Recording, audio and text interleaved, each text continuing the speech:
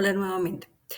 En la clase Infocus voy a tratar de explicar algunos conceptos que son básicos, pero que directamente están allí relacionados con la contaminación de suelos. Entonces, tendríamos que retomar, por ejemplo, el caso de la acidez, algo básico que era diferenciar, por ejemplo, ácidos fuertes y ácidos débiles. Todo esto relacionado allí con equilibrio químico.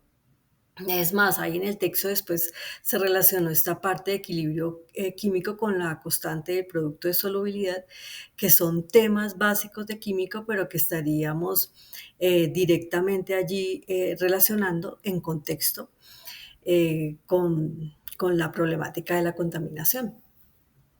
En el caso de la acidez hay algo que no se explica, por experiencia lo tengo claro, es el tamaño, cómo influye el tamaño atómico sobre la acidez. Al comparar los ácidos formados a partir de elementos que pertenecen a la misma columna en la tabla periódica, por ejemplo, ahí en el texto aparece el flúor y también aparece el cloro más abajito, y se comparan sus tamaños atómicos. Se deduce que los compuestos que contienen el elemento con un tamaño atómico mayor pueden estabilizar mejor una carga negativa distribuyéndola en un volumen espacial mayor. Por lo tanto, estos compuestos corresponden al ácido más fuerte. Entonces, en la medida en que sea más grande este tamaño atómico, va a favorecer más la reacción, la va a desplazar más hacia los productos. Al tener productos de concentraciones más altas, recordemos que la constante de equilibrio es la concentración de productos sobre la concentración de reactivo. Al tener mayor concentración, pues entonces las constantes van a ser más altas. Estos detalles a veces se pasan por alto y son básicos para poder después entender, comprendo, pues procesos complejos como los que estamos trabajando aquí en suelos.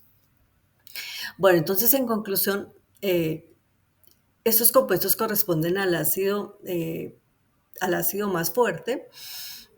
También debemos considerar los compuestos formados con elementos que pertenecen bueno, a la misma fila en la tabla periódica. Antes habíamos hablado de columnas, recordemos que las filas son las que van horizontales.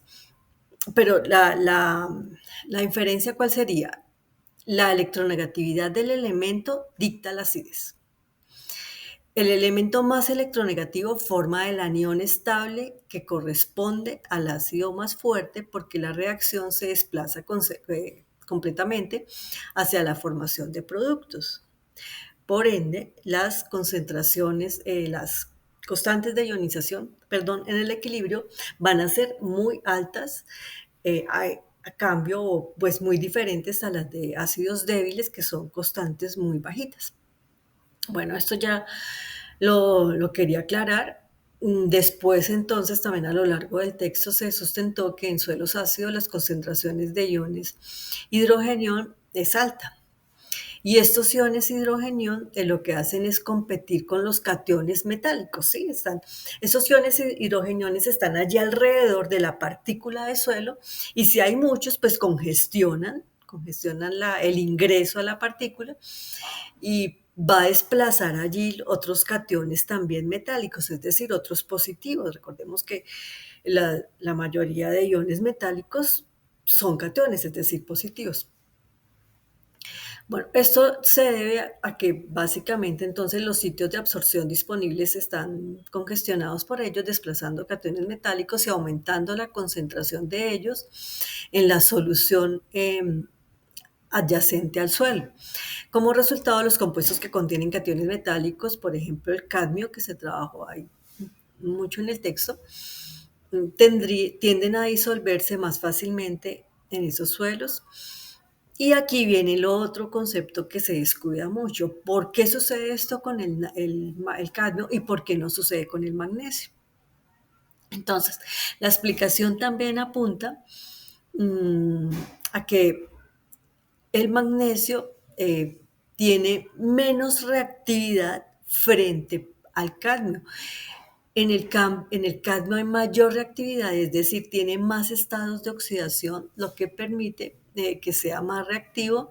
Al ser más reactivo puede reemplazar, eh, por ejemplo, el calcio puede reemplazar otro metal a nivel de las biomoléculas, es decir, puede reemplazar un metal que es propio allí de la biomolécula, por ejemplo, el calcio en los huesos, puede ser reemplazado por el cadmio, que sería, aunque esto ocurre más es con el plomo, aquí está más, hay más evidencia científica del reemplazo del calcio por plomo, que es la famosa enfermedad de huesos de vidrio, si no estoy mal, que ahorita me llegó a la mente. Bueno, las diferencias entonces entre esta reactividad es, si nos vamos más a la profundidad, sería por la estructura electrónica y la capacidad pues allí de los números de oxidación allí en los orbitales.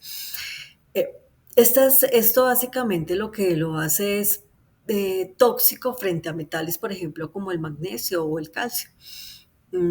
Ya, por ejemplo, el magnesio o el calcio, pues ese es un metal esencial para las funciones biológicas que se encuentran en concentraciones pues significativas en esos sistemas biológicos. En cambio, pues el metal, el cadmio o el plomo, que también me vino a la cabeza en estos momentos, no va a causar daños a ese sistema biológico.